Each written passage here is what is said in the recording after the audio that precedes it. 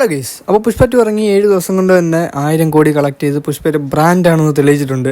പക്ഷേ ശരിക്കും പുഷ്പ 1000 കോടി അടിക്കേണ്ട പടമാണോ? അപ്പോൾ പുഷ്പ 2വിനെ പറ്റിയാണ് നമ്മൾ സംസാരിക്കാൻ പോകുന്നത്.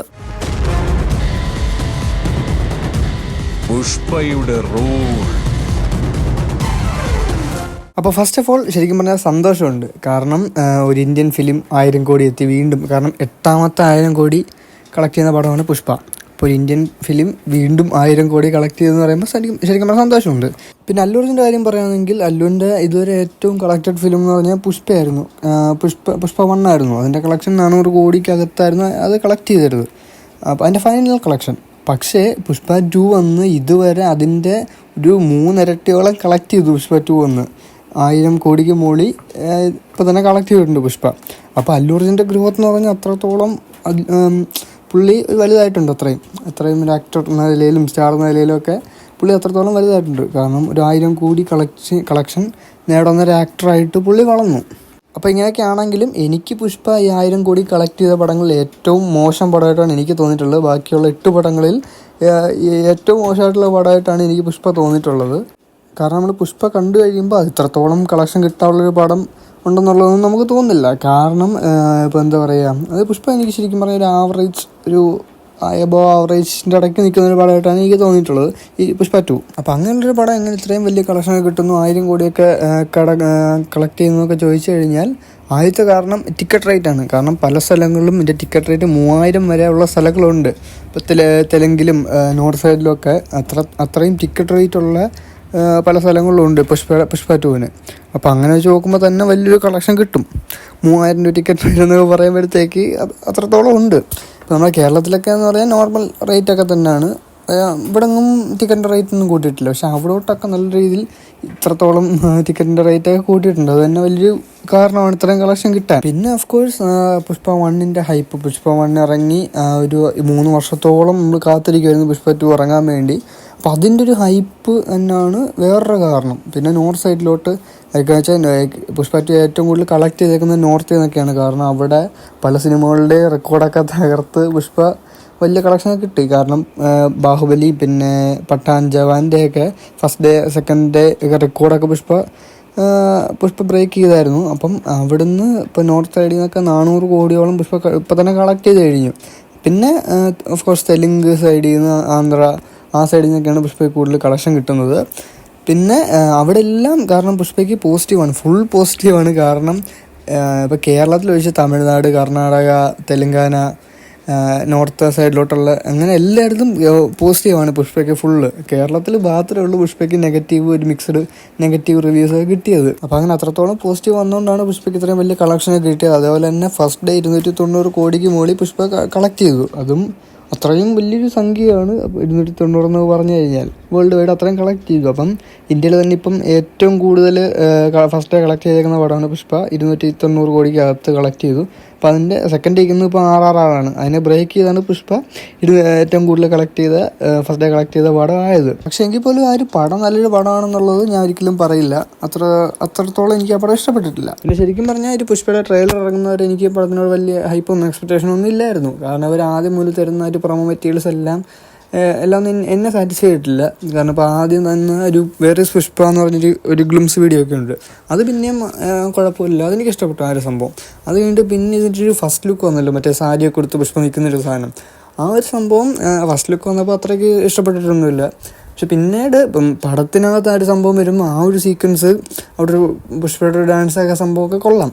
പക്ഷെ അത് കഴിഞ്ഞിട്ട് ഈ കുറച്ച് സീനൊക്കെ, ഒരു ഇമോഷണൽ സീനൊക്കെ ഉണ്ട്. അത് രശ്മികയുടെ പെർഫോമൻസും കാര്യങ്ങളൊക്കെ തിയേറ്ററിൽ കണ്ടവർക്ക് അറിയാം എങ്ങനെയായിരുന്നു എന്നുള്ള കാര്യം. പിന്നെ അത് കഴിഞ്ഞിട്ടൊരു പാട്ടൊക്കെ വരും. അതൊക്കെ ശരിക്കും പറഞ്ഞാൽ മോശമായിരുന്നു അത്രത്തോളം അതിൻ്റെ പ്ലേസ്മെൻ്റൊക്കെ.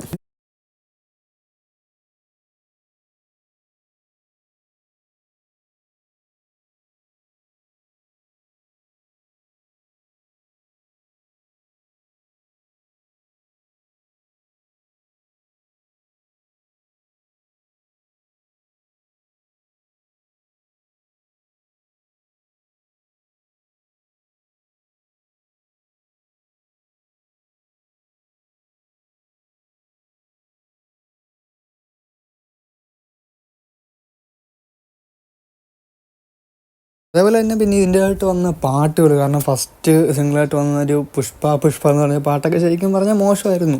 വലിയ രസമൊന്നുമില്ല. അതിനുശേഷം വന്ന മറ്റേ സോസേഗി ആ ഒരു ഒരു മെലഡി, ആ ഒരു സംഭവം, പിന്നെ വന്ന പാട്ടുകൾ ശരിക്കും പറഞ്ഞാൽ ലാസ്റ്റ് വന്ന് ഫീലിങ്സ് മാത്രമേ എനിക്ക് ഇഷ്ടപ്പെട്ടിട്ടുള്ളൂ, പാട്ടായിട്ട് കംപ്ലീറ്റ് ആയിട്ട് ഇഷ്ടപ്പെട്ടിട്ടുള്ളൂ. ബാക്കി പാട്ടുകളും ശരിക്കും പറഞ്ഞാൽ മോശമായിരുന്നു. അങ്ങനെ ഇങ്ങനെ ഇരിക്കുന്ന ടൈമിൽ വലിയ ഹൈപ്പും എക്സ്പെക്റ്റേഷനും ഒന്നും ഇല്ലാതിരിക്കുമ്പോഴാണ് ലാസ്റ്റ് മറ്റേ പുഷ്പയുടെ ട്രെയിലർ വന്നത്. ശരിക്കും പറഞ്ഞാൽ പുഷ്പയുടെ ട്രെയിലർ കണ്ടു കഴിഞ്ഞപ്പം കുഴപ്പമില്ല, ഒരു ഹൈപ്പൊക്കെ തോന്നി, കാരണം നല്ലതായിരിക്കും എന്നുള്ളൊരു തോന്നി. കാരണം പുഷ്പയുടെ ട്രെയിലറിൽ കാണിക്കുന്ന കുറേ സീക്വൻസ് മറ്റേ ജപ്പാനിലൊക്കെ പോയി ഒരു സീക്വൻസ്, ജപ്പാനിൽ ആരോടൊക്കെ ഇരുന്ന് സംസാരിക്കുന്ന സീക്വൻസ് ഒക്കെ ഉണ്ടല്ലോ, അപ്പോൾ അതൊക്കെ വെച്ചിട്ട് വലിയ എന്തോ സംഭവമായിരിക്കും എന്നൊക്കെ പ്രതീക്ഷിച്ചാണ് പോയത്. പിന്നെ ഫഹയുടെ ട്രെയിലറിലൊരു തുറക്കൊരു സീനുണ്ട്, മറ്റേ ഡോണിലെ പാട്ടൊക്കെ വെച്ചിട്ട് വെള്ളത്തിൽ നിന്ന് എഴുന്നേറ്റ് സീനൊക്കെ. അപ്പം അങ്ങനെ ഫഹദ് ഫാസിലിന് ട്രെയിലർ കാണിച്ചതെന്നൊക്കെ വെച്ചിട്ട് അടിപൊളി സംഭവമായിരിക്കും, രണ്ടുപേരും തമ്മിലുള്ളൊരു ക്ലാഷും പിന്നെ പുഷ്പയുടെ ഒരു ചന്ദനക്കടത്തും ഒക്കെ ബേസ് ചെയ്തിട്ട് കിട്ടില്ല സാധനമായിരിക്കും വരാൻ പോകുന്നത് പ്രതീക്ഷയാണ് അന്ന് നമ്മൾ പടം കാണാൻ കയറിയത്. പക്ഷേ പടം കണ്ട് ഇറങ്ങി വരുമ്പോൾ ശരിക്കും പറഞ്ഞാൽ ഫഹദ് ഫാസിലും ഇല്ല, ചന്ദനക്കടത്തും ഇല്ല, ഒന്നുമില്ല. അതായിപ്പോയി ശരിക്കും പറഞ്ഞാൽ. മറ്റേ ഫസ്റ്റ് ഗ്ലിംസ് ഒന്നുമില്ല, വേർ ഈസ് പുഷ്പ സാധനം വന്നല്ലോ, അതിനകത്ത് ചോദിച്ച സംഭവമാണ് ചോദിക്കല്ലോ, വേർ ഈസ് പുഷ്പ കാരണം ഫസ്റ്റ് പാർട്ടിൽ കണ്ടൊരു പുഷ്പ എനിക്കിതിനകത്ത് ഫീൽ ചെയ്തില്ല.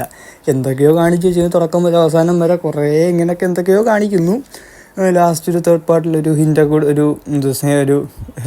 കൊടുത്തിട്ട് തേർഡ് പാർട്ടിന് വേണ്ടി ഇങ്ങനെ ഇട്ടേക്കുന്നു.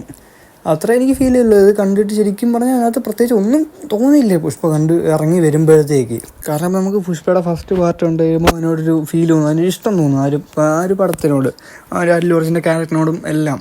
കാരണം അപ്പോൾ അതിനകത്ത് ഇഷ്ടംപോലെ നല്ല സീൻസ് തന്നെ, ഇൻട്രോയുള്ള സീനായാലും പുഷ്പയുടെ ഇൻട്രോ, പിന്നെ കുറേ സംഭവങ്ങൾ, ആ ഒരു ചന്ദനക്കടത്തും, അതൊക്കെ ശരിക്കും പറഞ്ഞാൽ ലോജിക്കലായിട്ടൊന്നും നോക്കി അതും ഒന്നും ഒരിക്കലും നടക്കുന്ന സംഭവമല്ല. മേ ബി എനിക്ക് ചന്ദനമൊക്കെ വെള്ളത്തിലൊക്കെ മുക്കിക്കഴിഞ്ഞാൽ അതൊക്കെ പന്നലായിപ്പോൾ അതിന് പിന്നെ വിലയൊന്നും കിട്ടത്തില്ലെന്നാണ് തോന്നുന്നത് റിയാലിറ്റിയിൽ. അപ്പം അങ്ങനെ ഒരു സംഭവം, മറ്റേ ഒരു സംഭവം വരുന്നുണ്ടല്ലോ, പോലീസ് വരുമ്പം വെള്ളത്തിലൊക്കെ മുക്കി ചന്ദനം ഒഴുകി കളയുന്നത്. അപ്പോൾ ആ ഒരു സീനെന്ന് പറഞ്ഞാൽ ലോജിക്കലി ഒന്നും ശരിയല്ലെങ്കിലും പക്ഷെ അത് കണ്ടിരിക്കാൻ ഇറ്റ് വാസ് ഗുഡ്. അങ്ങനത്തെ എല്ലാ സീനും പുഷ്പ 1 വന്നേക്കുന്ന അങ്ങനത്തെ സംഭവങ്ങളെല്ലാം കൊള്ളാം. ഇങ്ങനെ നമുക്കൊരു കൊമേഴ്ഷ്യൽ പടം, ഒരു മാസ് പടം കണ്ടിരിക്കുന്ന ഫീൽ ഇങ്ങനെ കണ്ടിരിക്കാം. പിന്നെ പുഷ്പ 1 സംഭവമുണ്ട്, മറ്റേ ആ കാട്ടിൽ വെച്ച് നടക്കുന്നൊരു ഫൈറ്റ് സീക്വൻസ് ഉണ്ട്, അതൊക്കെ അത്രയ്ക്ക് അടിപൊളിയാണ്. കാരണം ആ ഒരു സീക്വൻസ് ഇറങ്ങി കാണും, അത് ശരിക്കും പറഞ്ഞാൽ അത്രത്തോളം അടിപൊളിയാണ്. പുള്ളിയുടെ ഈ അല്ലുവിൻ്റെ ഫേസൊക്കെ കവർ ചെയ്തിട്ട് പുള്ളി കാട്ടിക്കൂടെ കൊടുത്ത സീക്വൻസും ആ ഒരു ഫൈറ്റും പിന്നെ പുള്ളി ബൈക്കും കൊണ്ടൊക്കെ വരുന്നത്, അത് ആ സംഭവമൊക്കെ അടിപൊളിയാണ്. പക്ഷെ അങ്ങനത്തെ ഒരു സാധനം പോലും ശരിക്കും പറഞ്ഞാൽ പുഷ്പ 2 ഇല്ല.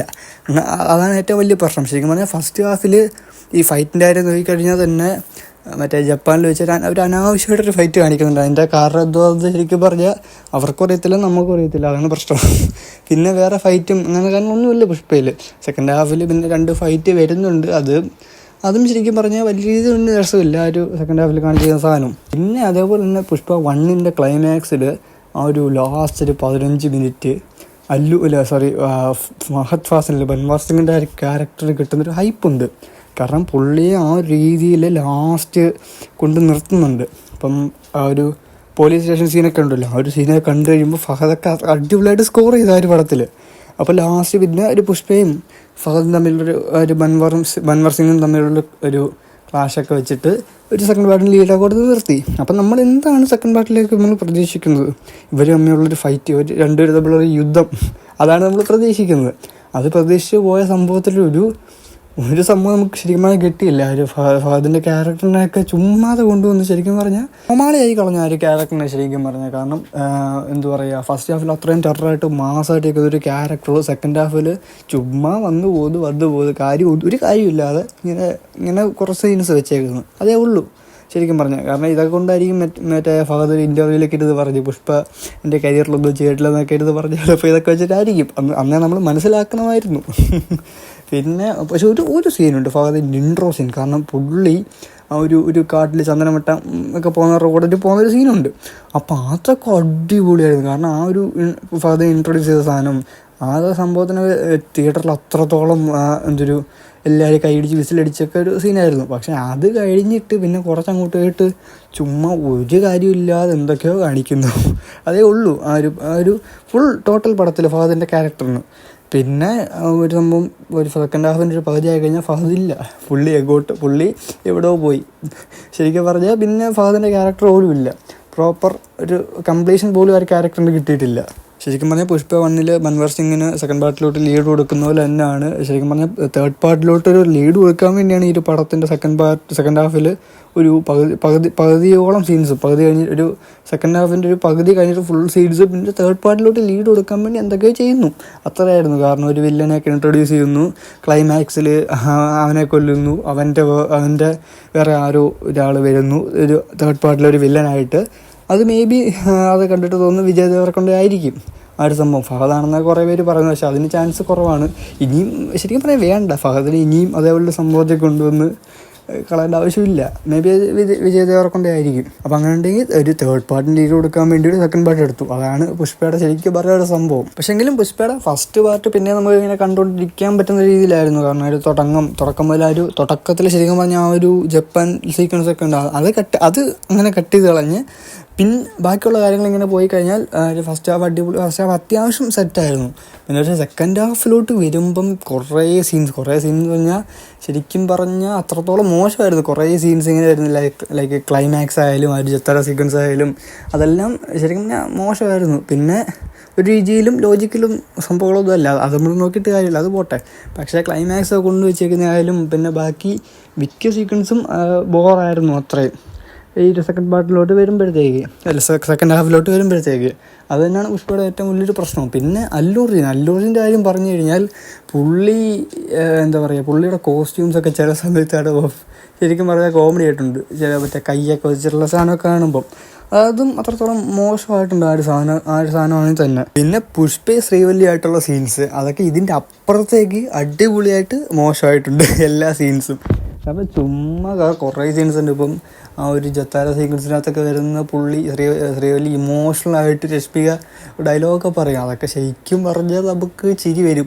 തിയേറ്ററിൽ കുറേ പേര് ചിരിക്കുകയും കൂവുകയൊക്കെ ചെയ്യുമായിരുന്നു തിയേറ്ററിൽ നമ്മളിത് കണ്ടുകൊണ്ടിരിക്കുമ്പോൾ. കാരണം അത്രത്തോളം മോശമായിരുന്നു അങ്ങനെ മിക്ക സീൻസും. അപ്പോൾ ഇതൊക്കെ തന്നെയാണ് പുഷ്പ 2ൻ്റെ മെയിനായിട്ടുള്ള എനിക്ക് തോന്നിയ പ്രശ്നങ്ങൾ. പിന്നെ ആദ്യം പറഞ്ഞ പോലെ തന്നെ പുഷ്പ 2 ഒരിക്കലും ഇത്രയും വലിയ ഹിറ്റാവേണ്ട അല്ലെങ്കിൽ 1000 കോടിക്ക് മുകളിൽ കളക്ട് ചെയ്യേണ്ട ഒരു പടമായിട്ട് എനിക്ക് തോന്നിയിട്ടില്ല. അതാണ് എൻ്റെ ഒപ്പീനിയൻ. അപ്പം ഇത്രയൊക്കെ ഉള്ളൂ. അപ്പോൾ ശരി.